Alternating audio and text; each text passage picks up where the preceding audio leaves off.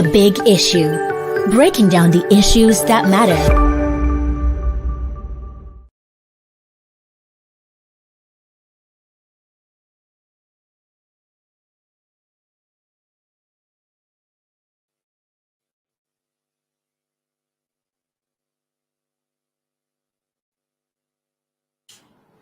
Today, we'll be discussing the peace accord signed Abia today and whether supporters will heed it. I am Salas Ezugu. I am standing in for the regular host, Judge Abba, who is unavailable absent today. With me on the show today is Mr. Chibuzo Ibe. Thank you. Yes. Today, two of us will try to do justice to this interesting topic today. Today, the political parties, candidates, presidential candidates, party chairman all gathered today to sign a peace accord.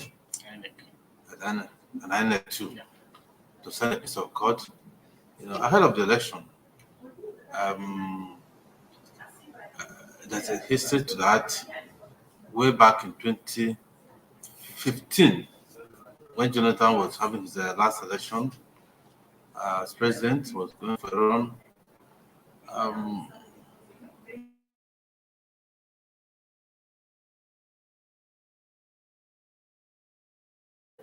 And popular cleric, Shokuka, then other people like Tango came together at the polity, the way the things were charged ahead of the election, and started to call the various parties to sign a peace accord, towards the election, so that the election can be held without blood. And then it came to pass that the election was relatively peaceful, not shared as it was being predicted. Chibuzo, Yeah. looking at 2015, when this peace committee came to being, the peace accord that was signed, we would say that the coming to being, helped to shape that election that happened, or we will attribute how the election panned out for an incumbent to lose his seat for the first time in Nigeria to this posture of President Jonathan, who was saying, is it a peace accord or is it Jonathan? How do you think? Well, Or a combination of the two? I think I'll go for the latter. I think it's a combination of the two. Because as much as Jonathan gave in and willingly said, okay, I'm ready to concede, or I'm conceded even before the elections was fully called. It's also important to, in the build up to that election, because the events leading to the build up to that election were quite the quality of our politics at the time was so acidic and so intense that if that intervention didn't come from the peace accord team, that's the Abdul Salami and led peace committee, if that because it was not just about the signing of the accord, it was about the sensitization and the symbolism of what they were bringing at that particular time.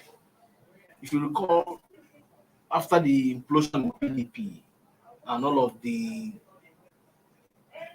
merger of the APC and all of the back and forth, the intense, very atmosphere, and the quality of what was being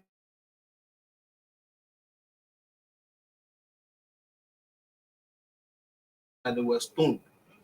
Their vehicles were stoned. We saw billboards of being destroyed. Some people could even campaign in certain areas. So it was that bad. It was like a place that was Nigeria was almost like a place that was filled with a gas, and all that was needed was a match to set it aflame. So I think the intervention of the peace committee at that time was quite strategic to ensure that they beat down the tension by appealing to the candidates to be calm, to take it easy. That this is an election. Although in some parlance they said instead of going into war, why don't you put things to vote? I think they tried to, channel that discussion in such a way that people began to say, okay, there's no need for us to actually go to war over this. If it is something we can sit down and make a decision as to who is best for us, then fine. But even after then, to prepare their minds as to the outcome of the elections. It is not. Many would have said, okay, why set up this whole thing again when you have other institutions that naturally, ordinarily, should be able to handle, security issues like this. But there is no saying that people who have the pedigree and the rich, because if you look at the people in that committee, these are people who have largely lived above.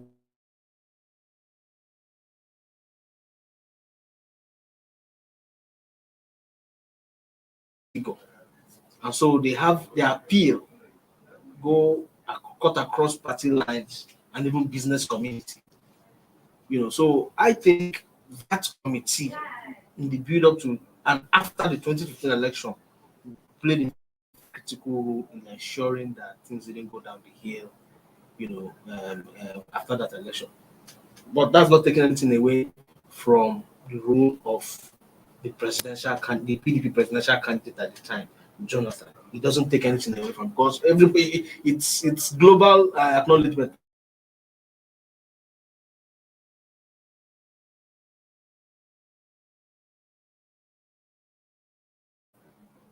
You could feel. I was in the INEC coalition center when all that drama was playing out with the former minister Rubibi.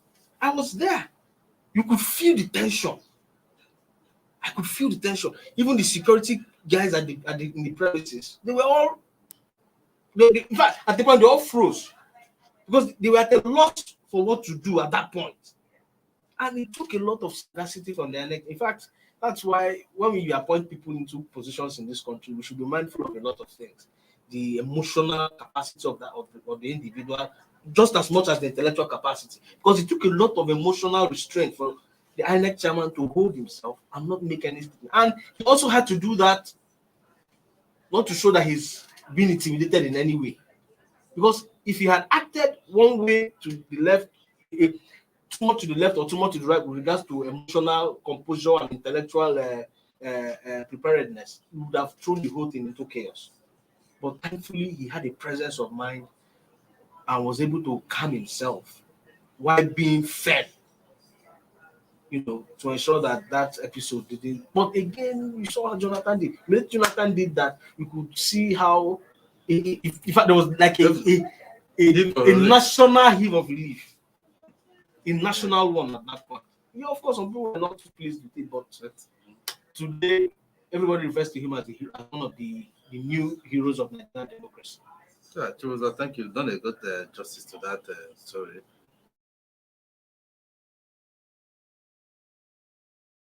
Back in time,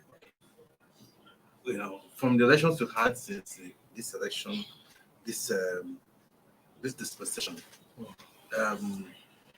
this peace committee must have been must come into force due to experience we had in the past, and possibly that was what trying to step off. Yeah. Yes. What particular thing happened in a present past that must have told them that look, they have to intervene to stop this thing from going this way? Yes, I think from my little, of course, Nigeria, we've always had Fractions. our elections have always been topped by very sensitive narratives around religion, ethnicity. This have become very front and center in the way they go about political activities in Nigeria. It's not just about the elections now. Even in the way the political parties, the political institutions try as much as possible to ensure inclusivity within this rank so that nobody feels shut out one way or the other. Don't forget, we've always had this problem around everybody getting involved in the process so that we don't have regional, we don't have leave the people too alienated from what is happening at the center and all of that. So we've had elections that were quite violent. We had the 1963 thing, 1963 experience. Thankfully, we were able to adjust a bit in our political behavior as of 79, even though it was not perfect. We also saw what played out in 1993, which was about the best we had in the build up to this dispensation. Of course, we saw how the 1999 election played out. It was, maybe because a lot of people were eager for democracy to return, it was relatively far peaceful. But we saw what played out in 2003. And I think as from 2003, 2007, 11, yeah, sorry, 11. I really actually wanted to mention 11. Yeah. We saw an escalation of electoral violence. Now, there might be a number of factors for that, but it comes down to these underlying issues of religion and ethnicity. So it was not surprising that when the politics of the PDP in the build up to 2015 election played out in such a way that you had a part of the country saying, okay, it is our turn. The zoning of the presidency should be for us within the party structure, no doubt. But at the time, this was the ruling party. So whatever affected the ruling party is seen as a national issue. And the PDP had become so big as an umbrella such that it was seen as whoever becomes president of the PDP is automatically president of the country. But within that structure at the time, the North-South debate was on. So Jonathan was seen to be doing the Northern term and was said to have promised that coming, which was supposed to be his end point, going by the alleged discussion. He wanted to go and contest further. And so he created a big division within the party.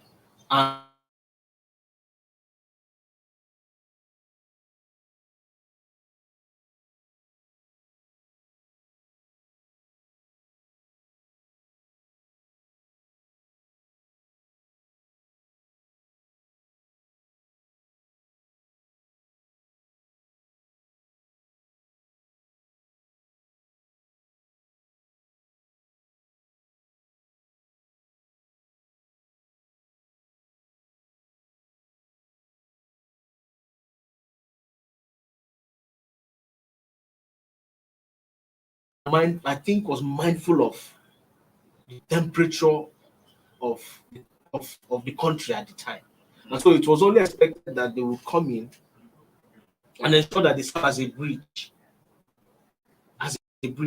so that if there are complaints on side, you bring it this way. If there are complaints on this side, bring this one, and they serve as a melting pot for such discussions to happen and for everything, and to at least to vouch for the system, to vouch for the electoral system, to ensure that all parties, not just INEC, the police, and all of them, that they all play by the rules. So it's not just about them being a group of Nigerians coming to say, okay, do this or no, but it's about what they represent. You're saying that because of the respect they have to the society, yes, the politicians are listening to them in that way. Something that have earned over time. Okay, that's one. But even looking down at I was talking about 2011 election and the kind of balance that also came from it. When service members don't pass as call it balance, singled out and killed. And some candidates who made some dramatic statements that and that one will come from the election because in the build up to the election, there have been increasing cases of electoral practices. and with INEC being seen to have been compromised. Exactly. So, so from 2022, 2003, 2007, in fact, the one that won 2007 go on. election, even mentioned that Yes, the the election process was that very brought him flawed in. and it will Yeah. not resist. And then going into 2011, a lot That of people, went down. Despite the waste report, which made some recommendations on how to make our election better. and it was not followed. Unfortunately, It was not followed. The problem with the reports in Nigeria is that such a commission will be set up, they will make a report, and they will dump the report, product of people's thinking and working and research. They just got to dump it in one shelf to that doorstep. Yeah. So a lot of all the reports that be commissioned, be it in politics, in economy, in education, they bring them and put them to use. Nigeria will be Of where we are. course, of course. But they just doesn't just anyway. That's by the way. Coming back to the issue. So yeah, but I wanted to come to the place of this. The National Peace Committee is not really a constitutional body. Yes. Now, I'm coming to this question now because one of the people who was supposed to sign this accord, this activist, Chobore, Yes. it's a party. What's the party again? One of the party. AAC. AAC was a presidential candidate. He said before he went to sign, he gave an interview to a newspaper and said, "Why are they signing a peace accord? Are they at all? It means that this election, the election is what in Nigeria, but we just go to sign it for the symbolism of it, and then whatever this, so that people know that he's also committed to peace." Now, is this peace accord thing? Is it just a symbolic thing, or does it have any real force? You try to go to a point to show that their intervention helped. But what if depending on the character of the candidates, we saw that it worked with the character of the candidates in that election. In the other election, Jonathan being the man of peace, who don't want to shed blood. What if you have characters, for instance, who are so desperate, that they want that prize at all cost? What can be? Well, I think the place of the peace committee is clearly advisory. They don't have any constitutional powers to go beyond, ensuring that using their appeal power, their power of appeal as traditional and religious leaders, as business leaders, and as non-partisan political leaders. The only powers they have are powers to appeal to people. But don't forget too that even within the committee, you have the INEC chairman. I think the INEC chairman is also. I'm not sure he's a member. I'm not but the the okay, IGP is there. but the IGP is there also as to bear witness to the whole process of making these candidates commit to ensuring that they will conduct themselves by the rules of free, fair, credible elections and peaceful elections. And I think to that extent, when you create a platform like that that encourages these people to come and commit to it, they become committed to the process. And there are things, even men of honor, they have to keep by. So it's not a question of whether the peace committee would, has the powers to penalize them if they behave in a way that's untoward. But the peace committee creates a platform, on which these people can come and say, I pledge to do this, because they are doing it to the nation. They are saying, I pledge to do this. So it is that platform of credible people that the peace committee presents for them to commit, for the candidates to commit themselves to. So if they don't abide by it, then of course, if they break any laws, then the institutions like the INEC, the police, security agencies now come in and say, "Oh, you've run foul of the law. This is what is going to happen, and that is going to happen, going by the provisions of the law." And the INEC chairman did say that today, even the IGP, that one, they are going to monitor campaign spending. They're also going to monitor for abusive campaigns. And the IGP told them that you do not campaign in public areas that are considered sensitive. So it's about being nuanced. The candidates constantly being reminded of the rules and how they have to play by, and for them to commit to it. I think that is important. Commit to it publicly, and that is the platform the NPC presents. Okay. Now, yes, they have signed up to it. They're committed to it. Now, what? But in the election process, candidates are, they're individuals. Yeah. What is expected of them to do so that this of agreement will trickle down the line? Because last week when Sam was talking about it, he said, the conversations in this process have become some have been inciting statements, some have been made by their spokesperson, some have reduced, they have left the issue of issues-based politics. Yeah. Now discussing identity politics and this religion identity, and then so they're now saying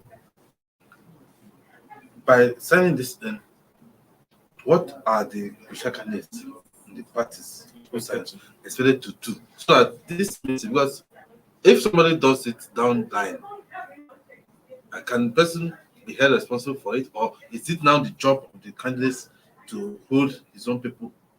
What is responsible? Because I'm asking a question in view of what is happening on the social media. It's a critical question. You can see that a lot of shaming and insulting languages, inciting men have been thrown at people on the social media. But a lot of, and I'm here on social media that it's not ready to listen to anybody who is not agreeing to them. And people are calling out. But I discovered, I remember supporters of one camp, especially the Tinubu camp, advising Mr. Obi to call his people to order. And even though Obi has called his people to order, those to support him, and then tell them he wants them to concentrate on the issues at stake. You still find out that a lot of people who are on social media and even elsewhere are not abiding by this. What can the candidates do in such a situation? In fact, it is a very dicey situation. It's going to be very difficult to pin down a candidate for actions of, not necessarily pin down, but to distance them from what their supposed supporters at this the stage we're entering now, because everybody wants to campaign for his person. But like you did ask, what should a candidate do? Now, I think candidates should be, one, sensitive enough to ensure that they have a proper monitoring system within their communications room, to ensure that they keep track of things that are being said in their names. I think they should do that.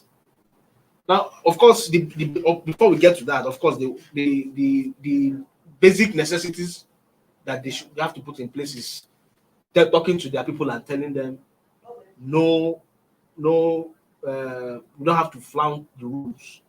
We have to play by the rules. We have to do issue-based campaign. We don't have to be abusive. We don't have to insult people. Those should be basic. And it's not just a one-off thing. They should do that as repeatedly as possible throughout the course of the process, because there has to be an internal monitoring mechanism first before they go out external. So candidates should own responsibility of their campaign structures and the communications coming out of their campaigns. Because if it goes fine. But when it goes, they want to distance themselves. But first, they have to own it. There has to be a clear and deliberate process of ensuring that they monitor and follow up on the communications coming out of their platform. That is one. Then two, they should be quick too to distance themselves from any narrative that they didn't authorize. They should be quick to say, oh, no, this is not what not leave it and maybe see whether it will help them gain mileage before they come out to say no. if a hate speech is being made in using their name, they should be quick enough to shut it down and clear their stand. You understand? So they should be very, very proactive. I think that is what this calls for. But beyond them, I think to a large extent, those are the only things for now that I think they can do for as candidates in this process. Because outside of that, you can't control a young man or a young woman uses his or her phone, particularly on social media. They can just wake up and throw up anything, and but the responsibility of the campaign of the candidate is to ensure that they monitor and they ensure that they are proactive in addressing things that are done in their name. If it is something authorized, they should come out and tell us we did it. If there are things they didn't authorize, they should be quick enough to say no. Because if they keep quiet, the longer they keep quiet and allow such narratives push around, then to be assumed that they authorize from the back door. Or that they support, but yes, exactly. So those are the things. Then, of course, outside that, the other security, the other authorities should take up the work. It's not just the candidate thing at this point. If a negative statement is put out there that is going to cause problems, we've seen what the meta space does. It will shut you down. You take out your tweets or whatever post that you have done that is, but I think they can even go further to investigate properly and possibly track such persons and indict them, because it's not just about posting something that they think is innocent, but it's about the motive behind what was posted. Because some people can pretend they didn't know it was, but the underlining purpose for that might be suspect. So I think these are the one or two ways that these candidates can help engage the process to ensure people, their followers, don't do things in their name. Yes. Thank you, Chibuzo. Now, looking at this accord, I'm happy that party chairman, also there, some of them, okay, but the emphasis has been on presidential candidates, so they can play by the rules and maybe accept the result, whichever it goes. Now, the issues, my other question is, this accord, for instance, is it just the presidential election that we should mind to be mindful of peace? What about the subnational elections, the commercial, the central elections, the local government elections down the line? Who is trying to? Is there any plan? Not any plan. Is it only in the national elections that we're talking about peace? What about the other one? But those ones are still also very, very, very hotly contested. A lot of mud thrown here and there. Not just mud, bullets and guns. Yeah. Daggers thrown here and there. And then you still have the all the instances of good violence, doggery, all those things all in the mix. Now, how does this piece something speculate down the system so that going forward, the issue of sexual violence can be subdued to an extent? Or they don't have capacity to go beyond the national. I take the point. Let me look at it this way. I take the point that Shomre was trying to make. If we had become mature enough politically and even in our political behavior, perhaps there will be no need for the peace committee. Good. The peace committee might just be there for the sake of maybe conflicts, not necessarily to ensure free and fair elections. But there's also a saying in certain parlance that politics is war without bloodshed, while war is blood. Is warfare with politics. Politics is war without bloodshed, and vice versa. So perhaps when we become a lot more, our political behavior evolves a bit more. We get much more. We emphasize certain things in our politics. The place for ethnic and religious sentiments, or the place of greed, in the sense that people just want to hold on to office for personal reasons. If those things begin to de-escalate, perhaps we'll see less tussle for elective positions. And then we might have less need for signing peace accord and all of those things. Perhaps we'll be focusing more on, okay, what are you actually bringing to the table, rather than I just have to get to the office by might, So I think over time we might have that. But at this stage where we are in, I think that is why we are having the peace committee become so, front and center in this whole process. Now, we've also seen them conduct peace deals. Can I call it? I think I can call it peace deal. At state sub levels. We saw them in I think Edo, we saw them in Osun recently, we saw them in Ekiti. But these are off-season elections, so I don't know how they are going to do that. In the general, when you have over 28 states participating, are they going to go around? Now, I doubt that. Are they going to, set up substructures to help do in states, set up secretariats to do? Well, that might be quite expensive to do.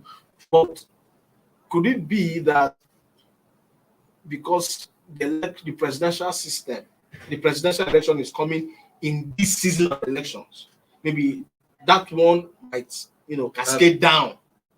Okay. The presidential candidate can also, take it, de-escalate it to their candidate, to the sub-candidates in the states and all of that. That, help to ensure that happens. Probably, because if the character, and that's why this is very, very important, but beyond just signing, the character, emotional stability, intellectual, and the willingness of candidates at the presidential level to engage this process in a very peaceful and issue-based way will go a long way in defining the spirit and tempo of these elections. So if they get it right, if our presidential candidates get it right, and they put Nigeria first, just like Buhari was trying to admonish them, they put Nigeria first in the way they engage these elections, I believe it will cascade down to the other subnational elections. Perhaps the peace committee might not necessarily have to go around trying to talk to, each state that they have elections in this circle. Thank you. You've done just to this question. But time is up. so soon. I want to thank viewers for giving us their time. There'll be another show tomorrow. Keep a date with us. Have a nice day.